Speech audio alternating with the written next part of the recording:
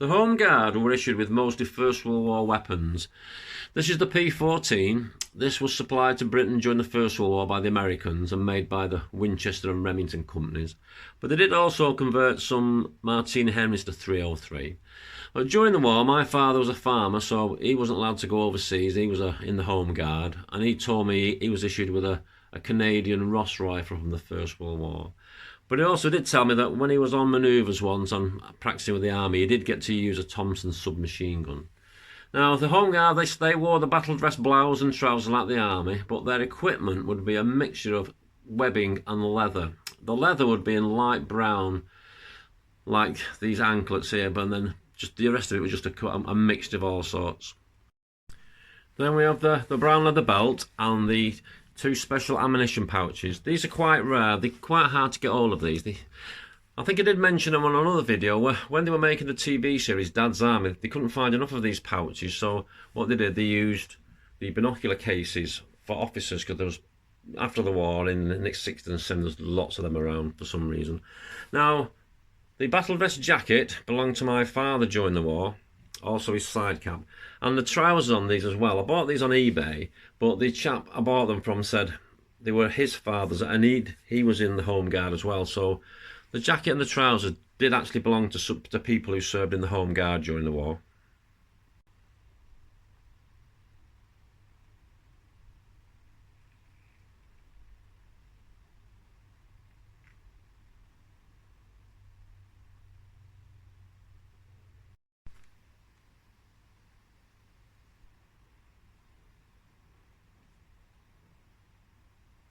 This is my father's side cap as well. But when I was a little young lad, and I had to keep my military collection in the wash house that my mum let me keep in the house, and somebody stole the badge, and that's a replacement, so it's not the original badge that came with the hat. On the brown leather belt, there were no fittings for the shoulder straps, so they made a webbing sleeve that slipped over the belt with the buckles on, so you could attach the shoulder straps to it. That little piece there, that's sleeve is quite rare. Then we have the bayonet, and it's leather frog. That's a Remington made bayonet for the P14. Then on the right hand side we have a special haversack, just specially made for the Home Guard. And then it's a standard army water canteen, but it had a special cradle with it. And on the shoulder straps, where they cross at the back, there's a male and a female one. One goes inside the other so it doesn't move, but that should be twisted the other way around. It wouldn't be on show like that, but I put it that way so you can see it.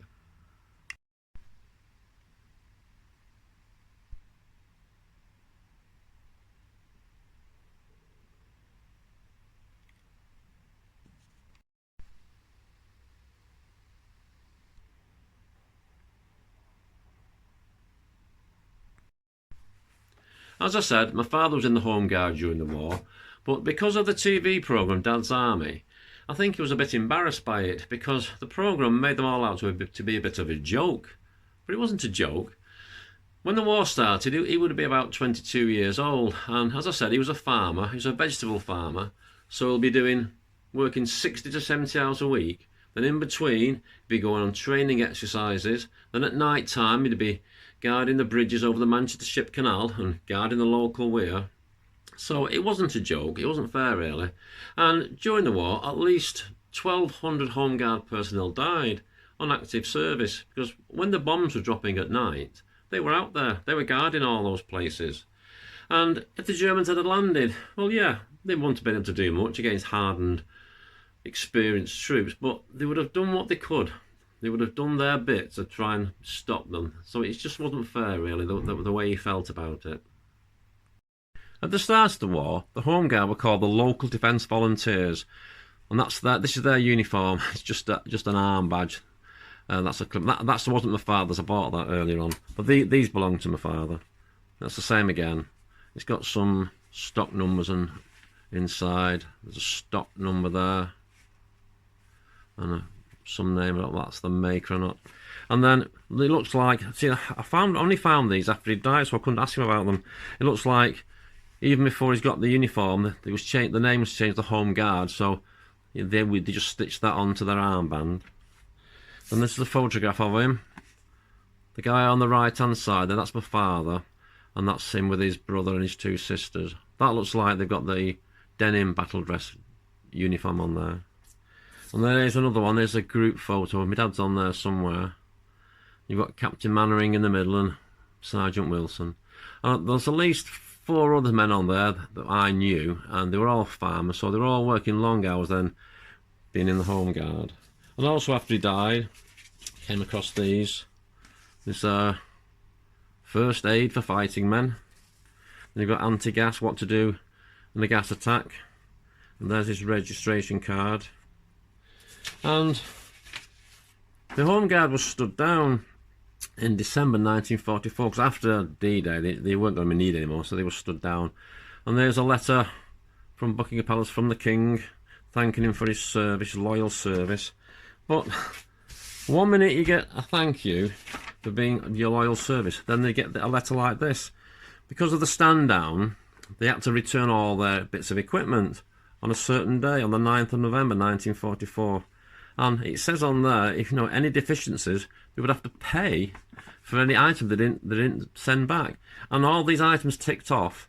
I know that my dad, I've still got some of those, so he's had to, he did 4 years service for nothing. The Home Guard didn't get paid, and at the end, anything they didn't hand back, they had to pay for.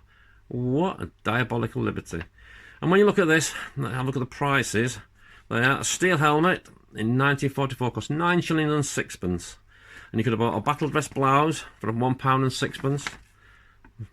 It'd been interesting to know what the price that would be in today's money.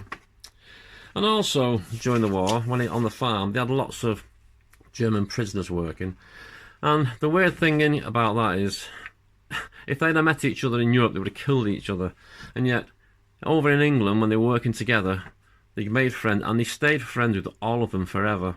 And one of the German prisoners, he died while he was over here. I think he contracted pneumonia and died in the prison camp. But my dad always said he didn't think he should have died. He thinks he was neglected in the camp. But after the war, his mother wanted to come over to see the grave. So my grandma and granddad, my dad's parents, said they would take her in while she was here so she could come over. And after she went back, my granddaddy got this letter. It's from the Society of Friends Quakers, from the Committee for Refugees and Aliens. And it says, "Many thanks for your kind letter of the 14th. We are sincerely grateful to you for your generous hospitality you have given to Mrs. Honeth, and all the kindness you have shown her. Also for the many gifts you were able to provide for her." This is in September 1948. "Mrs. Honeth was met, taken to her lodgings, and seen off this morning on the 9 o'clock train. She was very grateful for your kindness, and remarked how much more friendly British people were than Germans, and how much she would like to live here. She will feel homesick for England. We hope she will reach Germany safely, and take back with her pleasant memories of her stay in this country, in spite of the sad reason for which she came.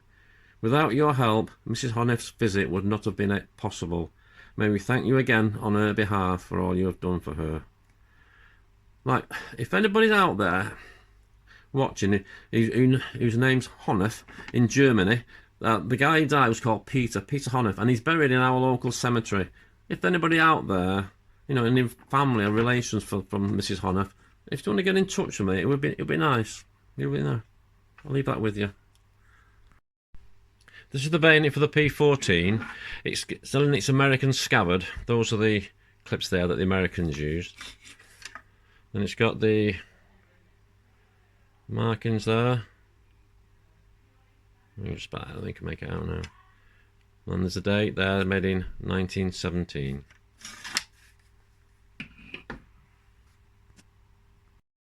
The P14 has a 5-round fixed magazine in .303, and they were made on contract specially for the British Army in America by Remington, Winchester and Eddystone. But each company made slightly different parts, so the parts were interchangeable at first, so they had quite a few problems.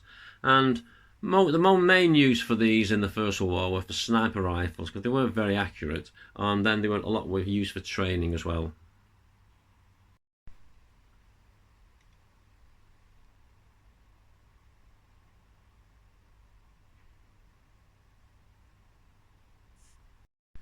Because the parts were slightly different, each manufacturer had to have a mark number for it. This is, if you look in the circle there, it says 1W. That means it's a first Winchester. And then there's it says pattern 14 stamped in, and then some other regimental markings.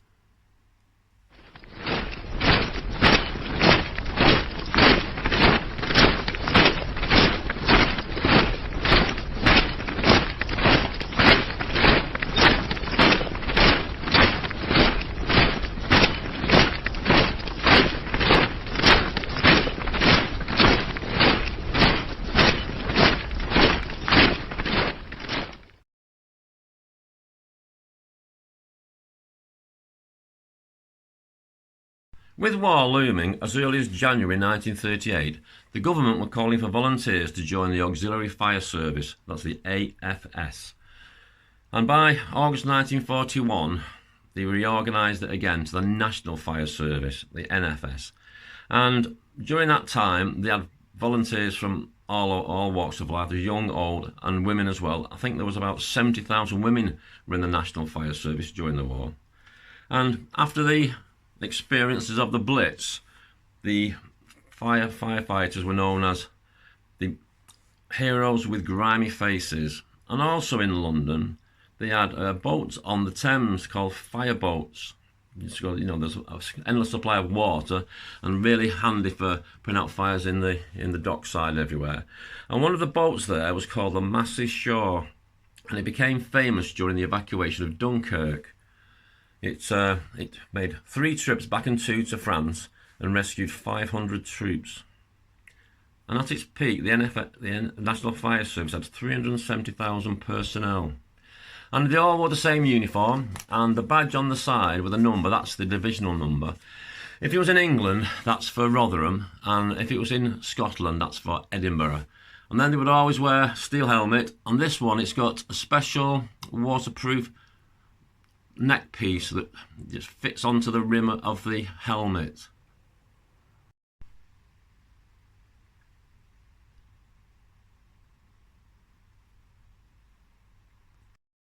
All the firefighters will carry an axe in its webbing case, and also then you can get a better look there of the neck piece on the helmet. That's just to stop the water going down the firefighter's neck.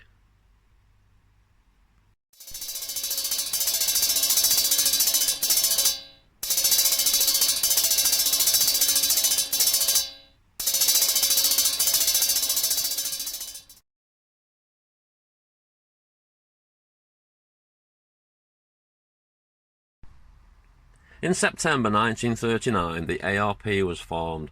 That's the Air Raid Precautions. Each local council was in charge of setting up their own, and the wardens, their job was to guide people to the air raid shelters and were going around at night time making sure the blackout was adhered to. Most people remember Hodges from Dad's Army shouting, "Put that light out!" And then they were in charge. The wardens were also in charge of setting off the air raid sirens and looking out for enemy aircraft. And by the end of the war, 1.5 million volunteers were in the ARP. And because it was such a dangerous job, they were out at night time when the air raids were going on. 7,000 of those volunteers were killed. One of the wardens' jobs was to ward against a gas attack, and they would have this wooden rattle. It's got some markings on there, some divisional markings. And it's just a simple thing. It's what they used in football matches. So when there's a gas attack, swing that round, make a hell of a noise, and then when it was all clear, they would ring a handbell to show that it was safe to come out again.